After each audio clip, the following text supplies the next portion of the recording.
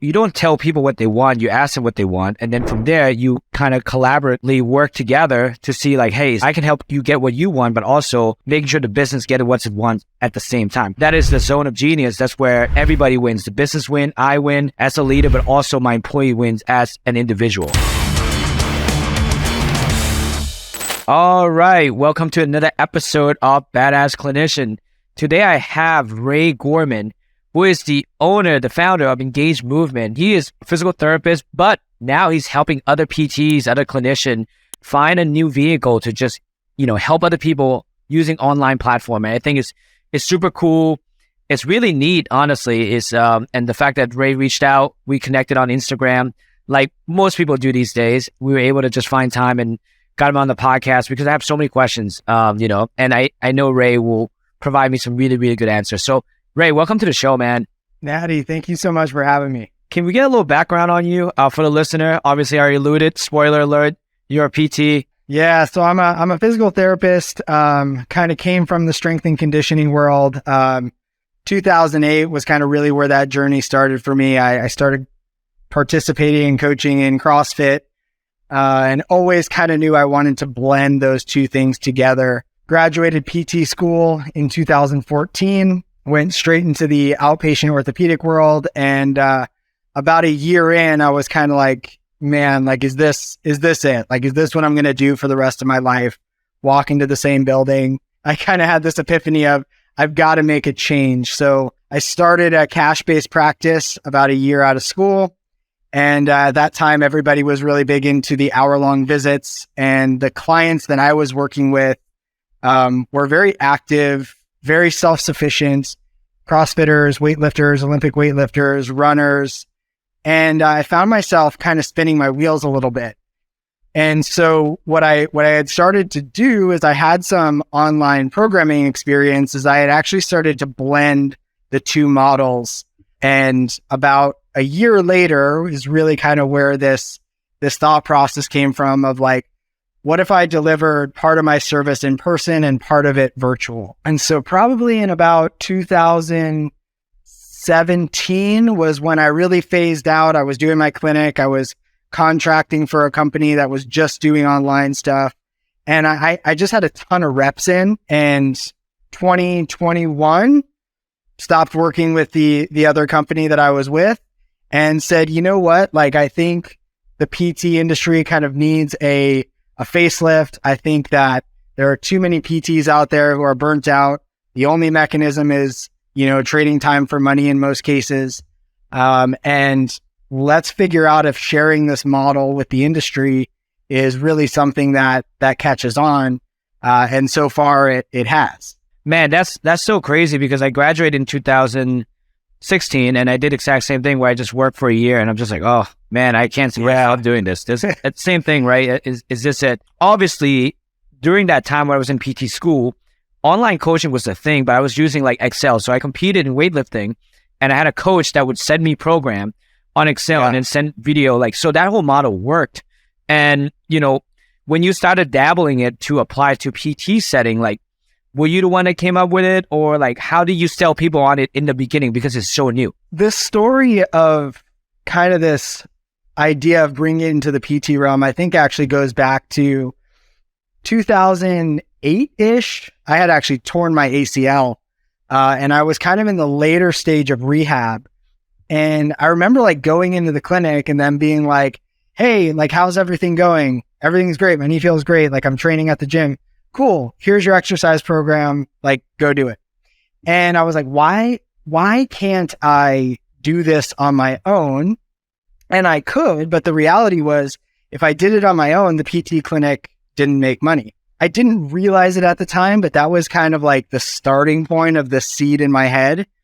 And when I actually started my cash-based clinic and started, doing this process of the in-person and the virtual side, I was delivering it via Excel as well, so it was like a lot of like copy and paste. Here's your link. Here's your workout. Here's your warm-ups. And then as I started doing more online for another company that I was working with at the time, we were using TrueCoach, and I was like, oh man, this is like a mind-blowing difference of how easy this is.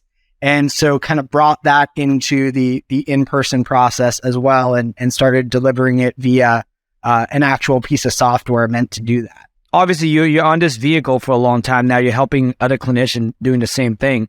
Let's talk about who would be the best type of clinician to be able to do this well, because this vehicle is not for everybody. Yeah, I think that the best type of person to do this well is one who's willing to kind of think outside the box a little bit and is ready to take on a little bit of risk. Most of the people that kind of come to me are like, hey, I'm kind of thinking of starting this cash-based thing and I don't really know what to do. Like, I don't really know what I want my model to be. Or maybe they're a solopreneur, they're a solo clinician, and they're like, am I just going to do hour-long visits for the rest of time?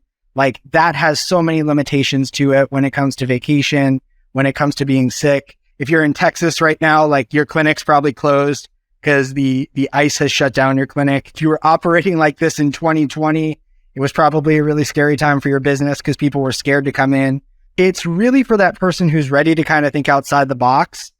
And in my kind of investigation of the space, where more of like the cash-based PT consultants are coming in, they're not really teaching any clinical management model. They're not really teaching any client journey of like, this is the path that you take your clients on. And I think that that's a missed opportunity, because I think a lot of people want a client management system, a journey that transitions from in-person to digital that goes all the way to return to sport. And so, that's something that I'm able to offer. I would also say they probably have to have really good communication skill with the patient, and they have to have probably really good exercise progression or regression background, right? Because if you're going to coach someone using TrueCoach, and before I became a PT, I was doing strength conditioning, and I was, again, programming for people. To be able to give those feedback is crucial. I just gave a talk at a PT school I graduated from, and it's a bunch of new grads. They're very hopeful. They either want to start their own business or they want to take it online and do all these things.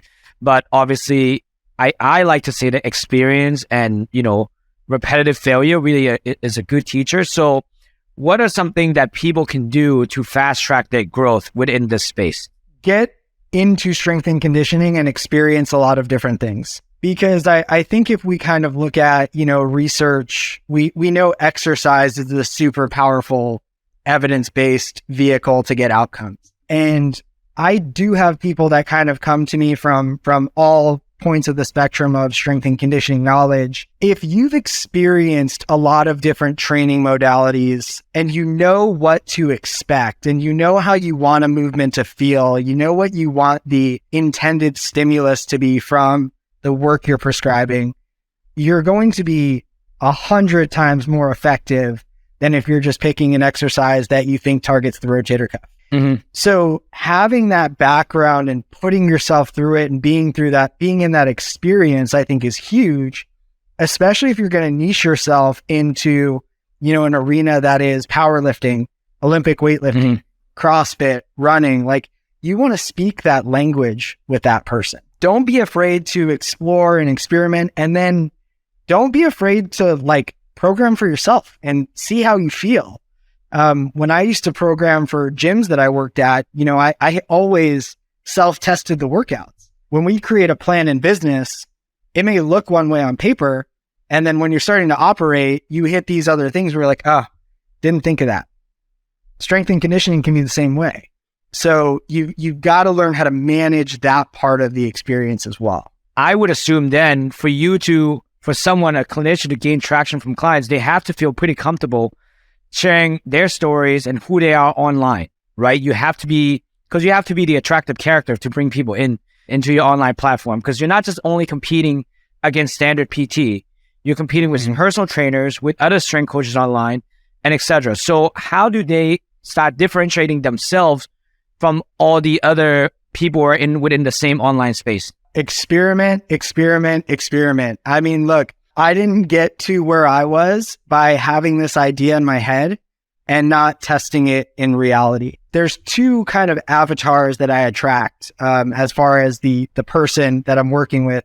The first is they have an existing in-person customer journey, client journey, an existing in-person operation. and we're going to layer on this digital management option. So we're going to increase the revenue opportunity of their business by creating something scalable through process, not necessarily through people. So that's a really easy starting point to implement. Can you expand? What do you mean not necessary by people? When I am looking at how I can scale, right? Me as a business, me as a person, I'm looking at kind of risk profiles. And so I can hire another person that does the same thing as me. So kind of a human capital approach where, if I'm starting a PT clinic, I may want to have 2-3 PTs. That's a scale mechanism.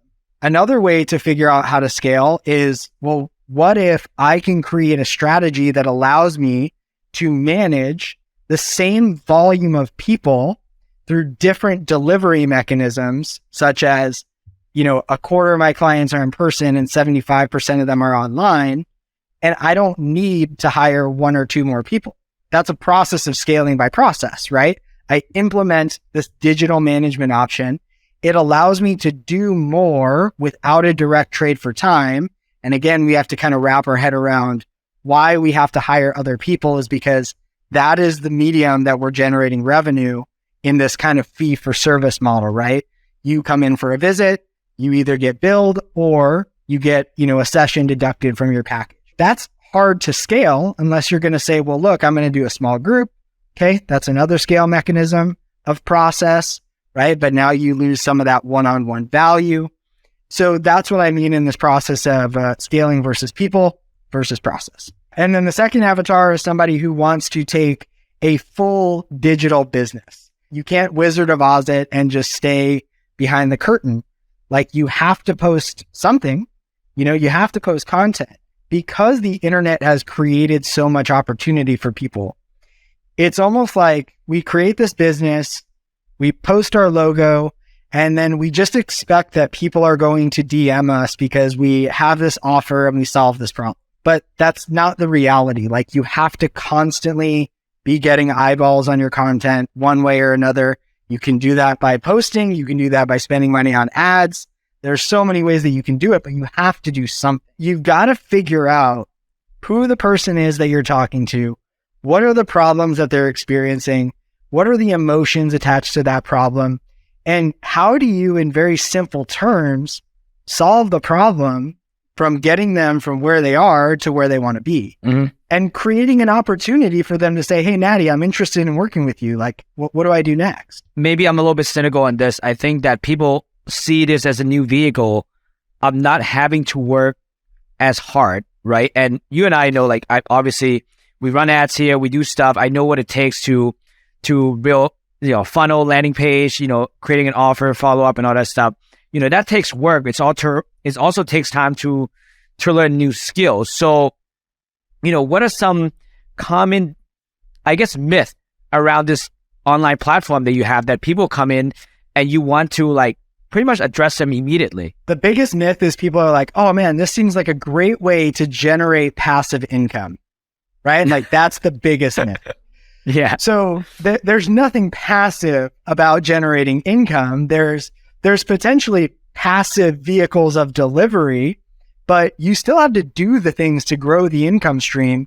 And yeah, maybe at some point in 10 years, the entire thing is automated and the flow so well, but that's 10 years of work to generate this illusion of passive income. The second thing that I see is this isn't selling a template, right? So this isn't being a physical therapist, creating a template and then assigning that template to your client. Like maybe we work in some templated options to your offer as part of the journey on a lead magnet or on the back end, but that doesn't make a big enough dent in the revenue stream for it to really be viable. So those are probably the two biggest myths that, creating this template and then selling it is going to change their business. Like I don't really see that as the thing because again, they're so inundated in the inner workings of their clinic or trying to build something that even if I'm selling a $500 template, which would be a great ROI, like how much volume do I have to sell to make meaningful revenue. And most of the PTs I talk to are like, yeah, we're thinking about creating this template that we're going to sell for $99. Mm-hmm. And it's like, okay, well, you're going to have to sell thousands of those, right? Mm-hmm. And that's not an easy task. Another thing, I mean, if you can address on this too, is people might think this is a new vehicle for a more work-life balance in some way, right? We already talked about it, that you have to put in the work.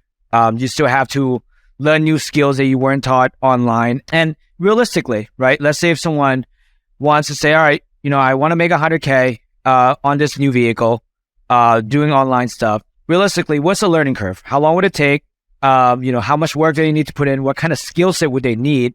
Just to kind of lay it out there. So that way people, when they get into this thing, they are more, what I'm trying to do is give a more realistic approach to what they're going to get themselves into. Because most of the time, again, Ray, you're great because you make things look easy, man. Right? And then people can say, oh, Ray can do that. He just have to make like some TikTok video. And that's all I have to do. All right, cool. And I'll just be crushing it, making $250,000 and then just go to Ibiza for like 2 weeks. And then I'll just check my email then and there. Like let's set some really good expectation, because I like to just give people some reality check somewhere. The reality is we've got to figure out like what percentage we want to do in person, what percentage we want to do digitally, right? So if we know that we are going to sell, let's just call it one client per month in our in-person, and let's say that we sell them on a package 50% of the time.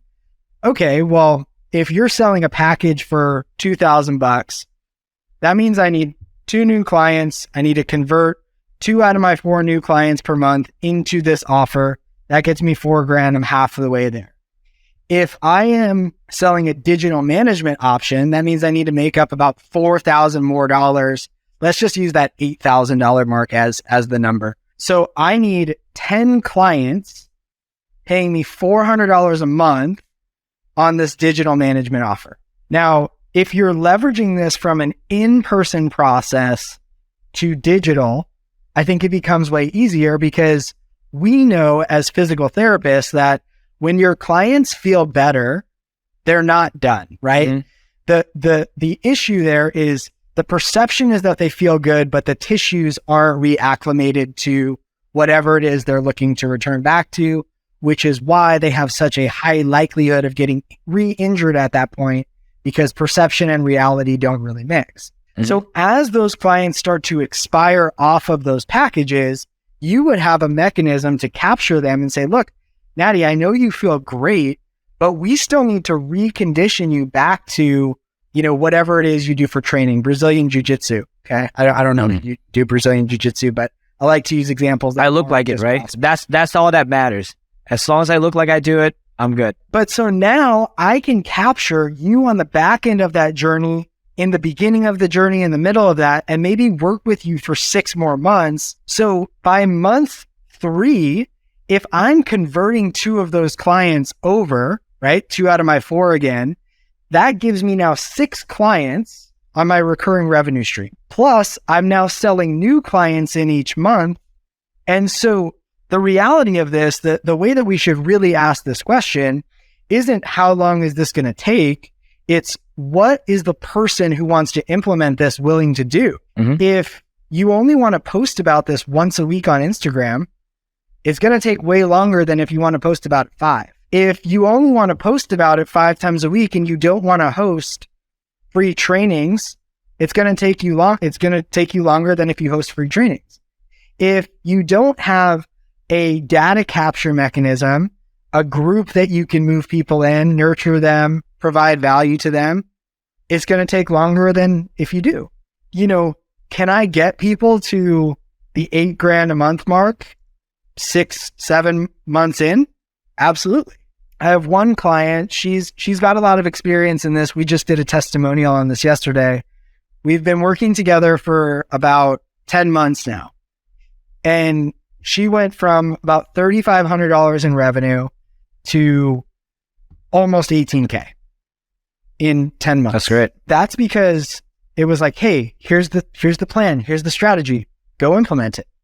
And she's about 60% of her 40% of her revenue is recurring. That is such a game changer for a physical therapist, a chiropractor, a personal trainer who might be used to starting each month at zero? I think the problem within the medical field and for us as clinician is that for PT, right, we only have a front end offer where people only come in because they're in pain. And plus they come in begrudgingly anyways. They don't want to be here, right? People are just telling them that they need this.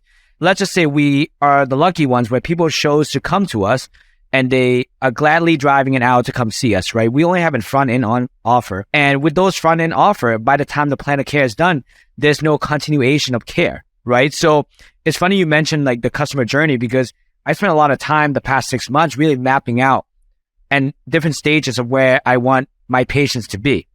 And what we have created, not an online like what you have, right? Which is you use the front end offer, which is the PT. And I love the fact that you implement the in-person model as a way to funnel people into a back end offer, which is an online model, right? And for my brick and mortar in my clinic, we have a back end offer of like a wellness plan, right? Where they get to utilize all these things, because we have a fitness facility here. So they get to utilize that. We have acupuncture, they get to utilize that. And now we're building out a recovery room where they get to utilize that. And I think for someone that operating at a higher people leverage, like myself, we have like 15 staff. I can do that, right? Because I do have the system in place and the people in place to do it. For someone starting out, I think it's a good way to really think about, hey, how do I turn a patient into a client? I think this is a huge thing where I always think that the fact that people come to my clinic, I'm just lucky. I haven't earned their trust yet. They have not become a client of mine yet, right? It's easier, to provide the highest value to turn that patient into a client. And once they start reactivating again or they start referring, now I have a client. Most people stop when they just have a patient, right? And I think the model you have is you create a reoccurring model. So that way you turn that patient into a client and you keep delivering the highest value service to them. So that way they keep paying. So I love that model so much. And I think in business, you obviously need to acquire a customer, right? You got to get them to buy more, right? And if you can sell more product for them to buy, that's how you stay profitable. And can you expand on, I guess, the value mechanism of how do you keep, or what do you coach your people to do in order to keep their clients keep paying the recurring revenue? Because most people think that I got them on membership, it's like Planet Fitness, they're just going to keep paying. Like, no, if you're charging premium, and I assume you're teaching people how to charge premium, you need to always over deliver. You have to understand the problem that you're solving and attach the value to the phase that you're in. So when somebody comes into the clinic and they're in pain, the problem in that moment might not be that they're not back to Brazilian Jiu-Jitsu, CrossFit, strength training, running, whatever it is. It's like, dude, my back hurts and like I can barely get out of bed. Once we solve that problem, the value mechanism is locked in that I know Natty can help me. Where we run into issues is that if I keep selling that problem that actually no longer exists to that person, but another problem does exist. So now it's, my back no longer hurts. Why am I paying you, $200 an hour to come in? What happens is the cost starts to creep up on the value. So now we needed to have a solid pre-frame in our pitch from evaluation to plan of care of saying, look, Natty, this is what you're going to experience. Your back's going to feel good at some point and you're going to feel like you're done. But really, we're just now starting phase 2 of the journey, which is your capacity is going to be relatively low, but your brain is going to tell you, well, now you can just go back to doing whatever it was you were doing because you feel better. And so when we get to that phase, we need to make sure that I, as your physical therapist and your guide, can help you return and ramp back up. And what I find with my patients is that they're typically searching for the ceiling of volume that they can tolerate. I need to help you establish the floor. So I paint this picture for them of, you're not done when you feel good. You're done when you're back to blank. And part of getting you back to blank is going to be this digital program mechanism, what I call a prescriptive exercise program. When you're done with that, the next phase is really making sure that you can maintain the volume that you want to train. In a perfect world, we take buyers who both need what we have and want what we have. And on the back end, we have to understand that they may no longer need what we have, but they may want it. So I am not going to try to drag out the life cycle of my client beyond what I truly think they need, but I'm also not going to force them to stop if it's something that they want. If it's, hey, Ray, like I like having you in my pocket when, I have these training questions and I really love the work that you're programming for me. I've never felt better having you as a guide in the process. Excellent. Let's keep working together then. That's your decision, right? And I love that you continue to, trust me in guiding you through the process. But this isn't a like, I'm trying to sink my teeth into this client and extract every dollar from them. No, I'm trying to guide them to the point where they're truly done with the experience, where I know that what we did in the clinic, what we did out of the clinic worked, not just I'm done in the clinic and then it's a guessing game when they go back to jiu-jitsu, CrossFit, running, whatever it is. I love that point, man. I was in Dallas giving a talk and, I was in front of a lot of business owner in service industry, right? Massage, all of that stuff, hair salon. And the one of the talk that I point out was you need to solve the need problem. Then you have to graduate in solving the wants problem, right? Because if you're solving the need, like people come see us because they need to be able to walk. They need to have, no pain when they get up, but they want to do a certain thing with that need. So if you're just stopping at the need and not solving the wants, like they're never going to live the life that they wanted. And I argue that it's unethical for us as a healthcare provider not to help them solve their want problem, right? And I'm reading some autobiography on the richest guy in the world right now who owns all the luxury brand, like from like Hermes, Louis Vuitton, Dior. And he took it even farther. He said, you solve the need, you graduate to the want, and then you move on to the deepest desire. And I was like, oh my God, that's super, super deep. I'm just like, wow, like I think I do a pretty good job at solving the problem for the patient that we have.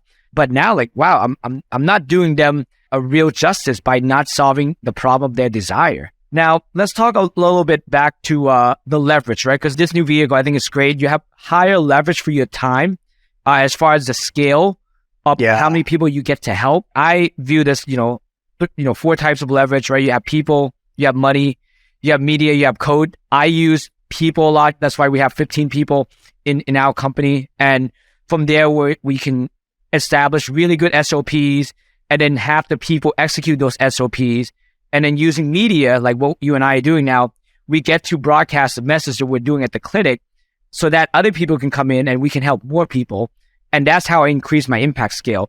So as far as doing work online, right? If I have to ask you in an ideal scenario, based on the client that you have right now, what is the cap for a single solo practitioner that they can see without, again, if you get really good at something, just like in the beginning, I was seeing like 40 patients. Like it's great. It's a great problem to have, but I was creating another job for me to be burned out in. So what do you think is the cap, the ideal cap before that individuals need to start hiring someone else to also help them scale up even more? If you're talking about kind of this hybrid, I've programmed for north of 50 clients online, as well as having my in-person process running. Mm-hmm. Now that was a combination. Those were not all my clients. It was a combination of my clients plus some clients that I was contracted to work with. But I think a good way to look at this is like, how much do you want to make, or how much do you want your business to make?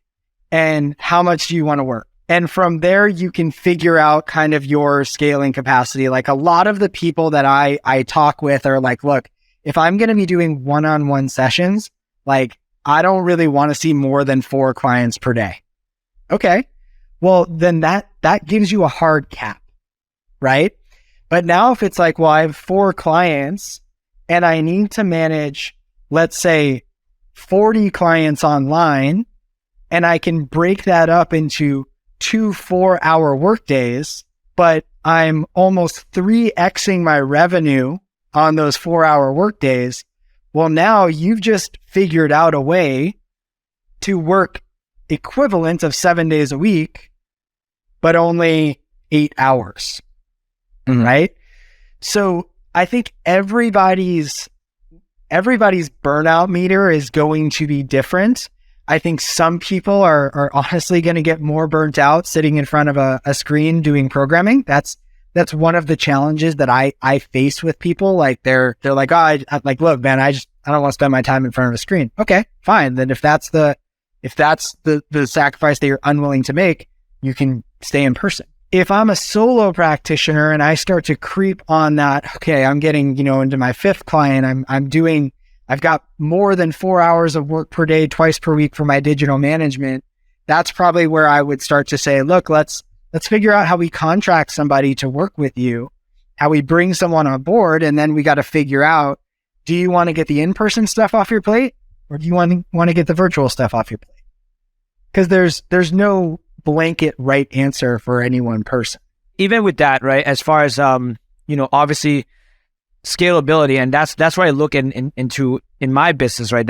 I hire based on how I want to scale and what problem I need solving. As far as an ideal organization structure, if you have it your way, right, like who will you need to hire? Like obviously, do you need VAs to help with this? Or to go back as well, do you recommend people have a hybrid model of in-person clinic and transition into an online platform?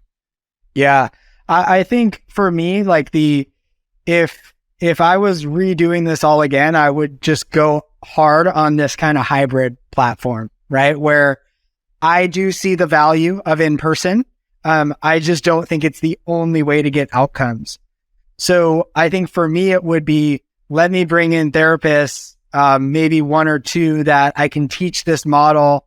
And, the big thing that's different is I have my evaluation and my assessment set up in such a way that we are then pulling that data directly into the prescriptive exercise program, which is the digital offering. So where I think a lot of people kind of get stuck operationally is they're doing their evaluation, they're doing their assessment, and then they're like, okay, well, now I need to create this program and I don't really know what that looks like.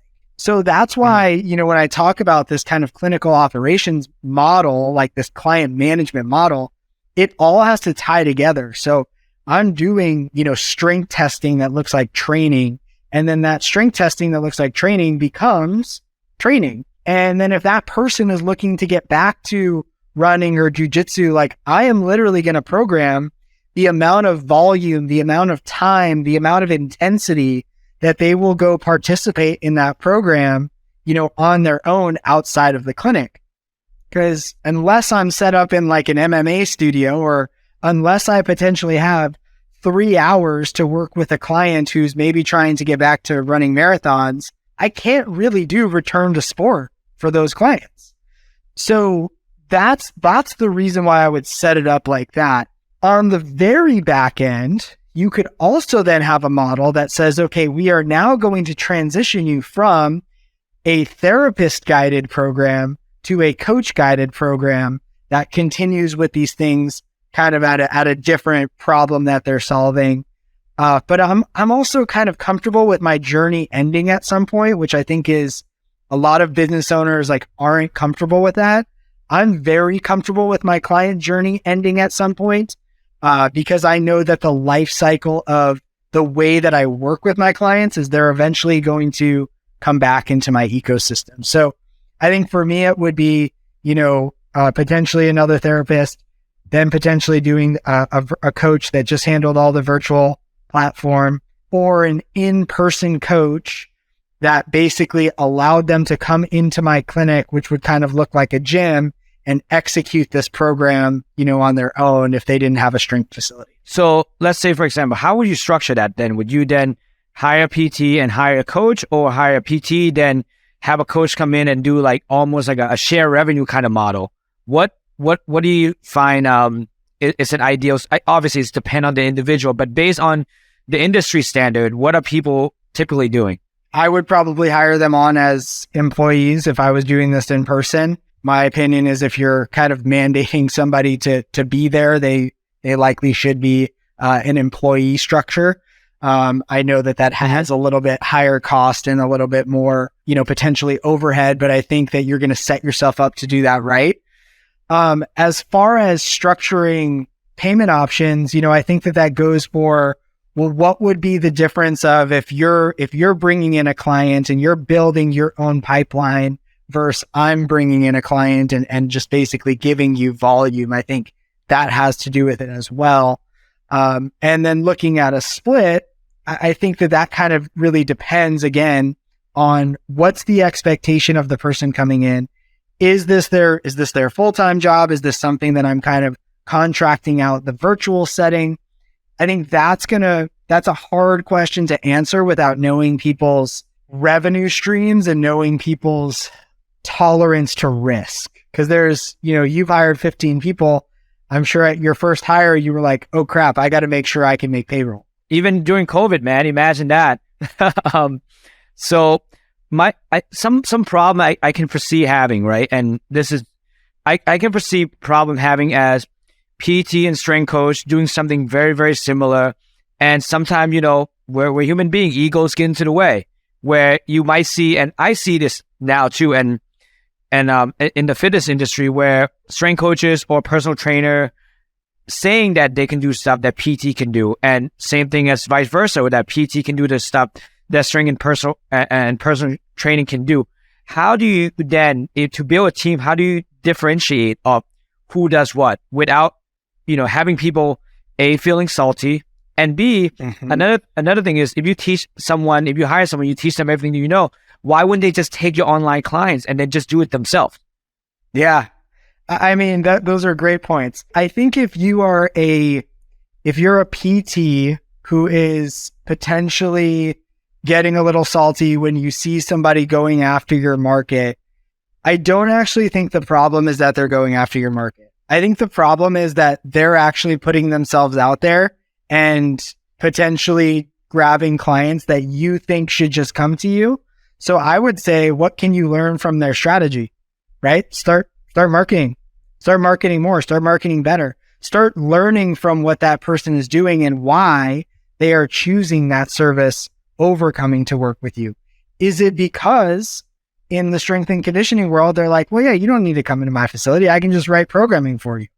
Okay, that's a massive value add potentially to somebody. Now, the one thing that I think you do need to be, pretty solid on if you are a trainer or a coach is you have to respect your scope. And you have to protect yourself in that realm. Like, don't say you treat injuries. I probably wouldn't even say that you do rehab, but the way that I look at it, and honestly, when I do coach personal trainers and strength and conditioning coaches, if the only thing that you need to manipulate is exercise, which in a lot of cases, that's really how a lot of the clients that I work with in healthy, active populations who have these musculoskeletal injuries, they just need to figure out the training dosage. And the byproduct is them getting out of pain. You're well within your scope. So if I'm attracting a client who has been unable to sustain a certain training program and it's, low back pain holding you back from training, sign up to work with me. I'm not necessarily treating that person's low back pain as the strength coach. I'm writing smart programming. The byproduct is maybe their low back doesn't hurt. Their quality of life starts to increase. And I think as PTs, we've kind of really attached ourselves to like, pain is our thing. Well, I can work with people who are in pain. I can work with people who want to increase their performance. Why pigeonhole myself as what I do? And why kind of not get better at my messaging, right? And go after those clients that need my help. As a business owner, how do they protect themselves of having a potential employee just walk out with an email list of someone that they work with, right? Because there's so many connection points when it comes to people coming in. In the past, we have, therapists who parted ways with us and, we lost maybe like 2, but we didn't lose majority of the people because the touch point, the connection point with other team members that I have in the facility is so strong. And most people will be like, you know what? I don't want to lose those connection points with all these other people. So I'm just going to stay. And I know the outcome is still good. So how do you then protect that when it comes to an online business where if you say you hire a coach to work for you and to do all the programming, they are now the touch point of the clients. if the coach said, you know what, I'm just going to take all of this, I'll do it myself, and I get paid way more. So how do you advise someone, to de-risk that part of the business? This is a really hard question to answer. And I think if we could solve this, we would, because this is exactly like the way that I always thought as a physical therapist, like when I was thinking, oh, well, like, what if I just went and worked for a cash-based physical therapist and, got paid $50 an hour or whatever it was, like that sounded great. And then it's like, well, wait a second. Now part of my job description is I have to go out and I have to do marketing. I have to do sales. And then I have to treat these clients that I'm bringing in.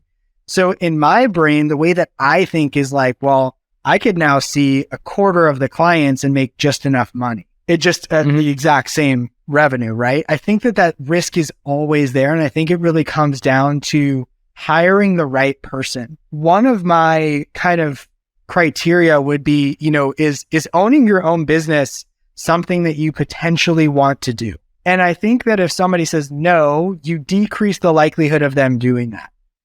I think if somebody says yes, you have to make a really tough decision as a business owner of understanding that exactly what you are talking about has a reality to come to life. There are people that just don't want to do the things to grow beyond a certain point. And so I would almost kind of use that question as like, is this something that you're looking to do in the future? And maybe that's kind of an exclusionary criteria for you, not because you're worried about that person stealing your secrets, but because you understand the risk it ties to your business. And so for somebody like that, it would be like, look, if you're looking to do that, I'm more than willing to mentor you through the process. I just don't know that I'm willing to absorb the risk of hiring you. So how do you protect that from happening?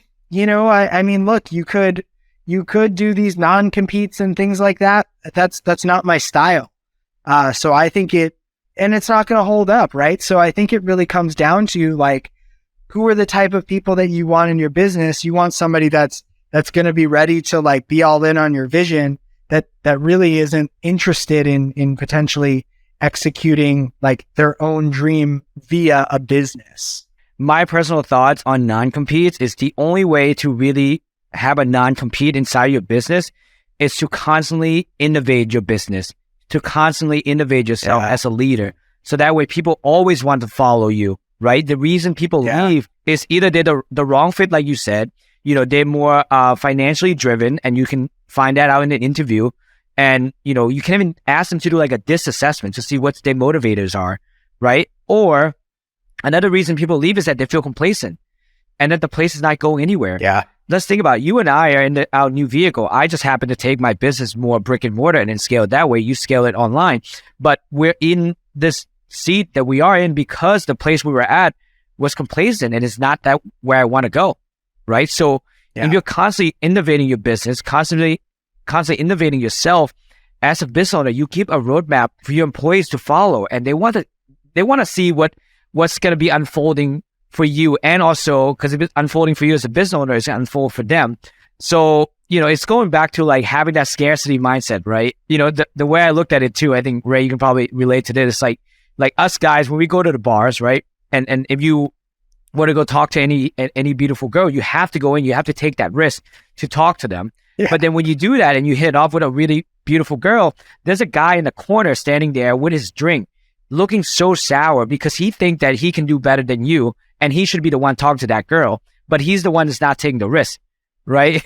So my approach to like even like training my staff is like, I want to give them everything. There's no secret sauce. The secret sauce is in the speed of execution and is showing up every single day, right? So for me, it's almost like it's an obligation for me as a business owner to give my staff as much resources as possible. So that way they can be the best version of themselves and therefore the business can be the best version for the clients. I am always asking the people that I work with, like, hey, what are you looking to get in the next phase, the next evolution of this, right? So I can plan it. I don't want to assume that they want more, right? Like I don't want to assume that they want to be in leadership and then put them there and they take it because they think that's their progress and then they hate it.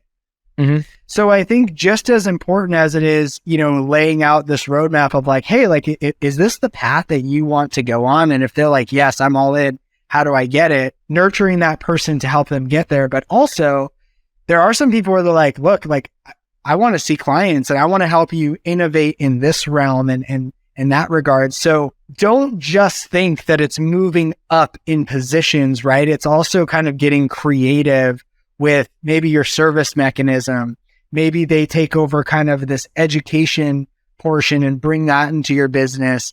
And I think too often people can kind of get put into leadership positions that they take because that's what society tells us we need to do in the next step, but they're not actually energized by that spot, by that role. I love that point, because the one thing I've learned within the past 4 years, and even for myself, is you don't tell people what they want, you ask them what they want, and then from there you kind of collaboratively work together to see like, hey, is there a way that we can, I can help you get what you want, but also making sure the business gets what it wants at the same time. Because to me, that is the zone of genius. That's where, everybody wins. The business win, I win as a leader, but also my employee wins as an individual. Absolutely. And that is the other thing that I have really leaned into is when I am looking to scale myself and have somebody take on a project, I've got to be okay with knowing that the person that I'm hiring to do the job is the right person for the job.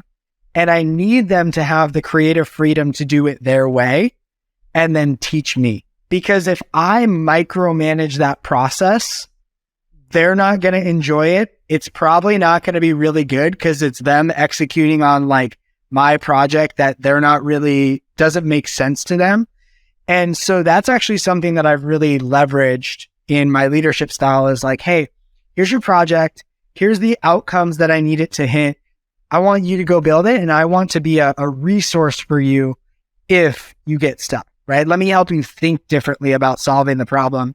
And I think that has been one of the best things that I have done as a leader is move to more of this like project-based task rather than this, here's the checklist, go execute it. I mean, business principle is a business principle, right? Just hearing you talk about it, it's just different way of applying what I'm currently doing, just in a different scope. And I love just, Tony, just remind me about the fundamentals, right? And just stick to that. And another thing I wanted to ask you before I let you go is, what are some possible legal complications that could, clinician with their license be facing with this? And if so, how do they create that boundaries, or how do they create that safety net so that way, they're not at risk of whatever it is that clients could be perceived, right? I think everybody has risk profiles, right? And one of the first things, just like when somebody's getting into business and I'm helping them figure out their strategy,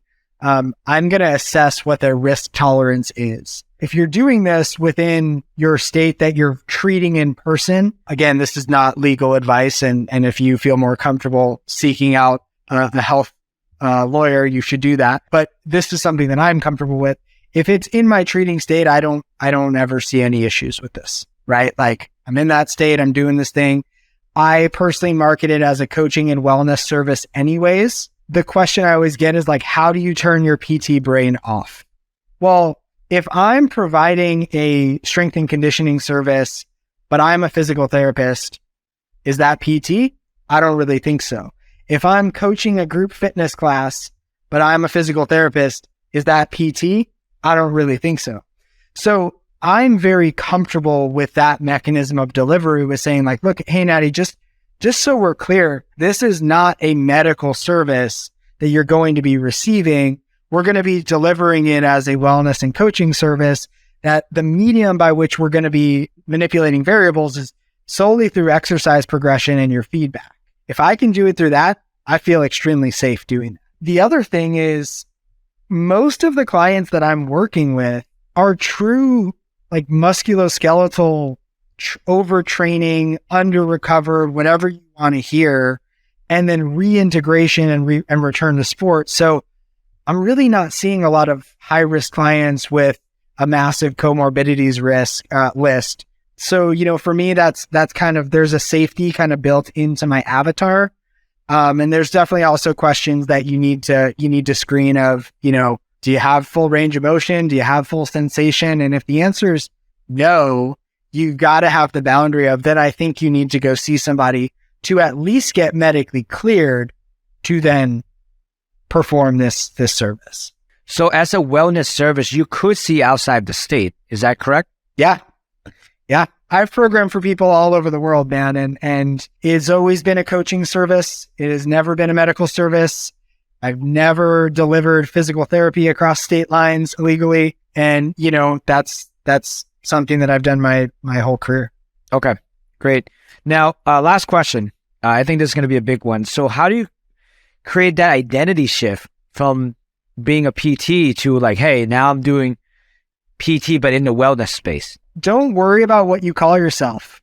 Worry about who you help, right? And how you help them. So I think that we place a lot of identity on our titles. And as we are seeing, I don't really think the consumer cares as much as we think, because they're opting to, some of them are opting to work with PTs. Some of them are opting to work with strength and conditioning coaches. And there's really a point where that there's a blend on the continuum, right? Where it's like, we've got to kind of transition. And so start thinking more about the person that you want to help and the activities that you want to get them back to, and start speaking to those problems through your scope and skill set, but not, I'm a physical therapist and therefore you should work with me. Because if the message is the same from a physical therapist and a strength and conditioning coach, what does the client really care on which avenue they choose?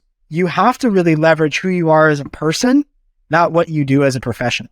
No, I love that, man. I think that's such a good point to end on. I think you cover so much, dude. Again, man, I really appreciate your time. I think I've learned a ton just from talking to you, and I love what you're doing, man. I love you pushing the field. You're giving people different opportunities that they can help other people, because obviously we're just here to help other human beings just to be better. And I love the fact that you're thinking outside the box. You're challenging like the establishment, and I'm here for all of that. And my mission is, like, with this podcast, is to empower other clinician, like business owner, whatever it is to find ways to create your own freedom, but also find ways to take back the field of the healthcare field that has been taken away from us, or we willingly hand it over to big corporation. And by just listening to someone like you, that's you helping 10 coaches will then help so many other human beings. I think the impact scale you created is much bigger than you think, man. And I want to thank you for that from the bottom of my heart. Yeah, appreciate it, man. Appreciate it. So, Ray, before I let you go, where can people find you? Yeah, so if you are interested in learning more about the retention programming model, which is the combination of that in-person and digital client management through a prescriptive exercise program, you can find me on Instagram at Ray Gorman DPT. You can also submit your information on my website, engagemovement.com. There's a bunch of different trainings on there about kind of taking your in-person process digital. And those are two great places to start. Awesome, guys. Make sure you go check them out. And then, is it something you're interested in? I think Ray will have the solution for you.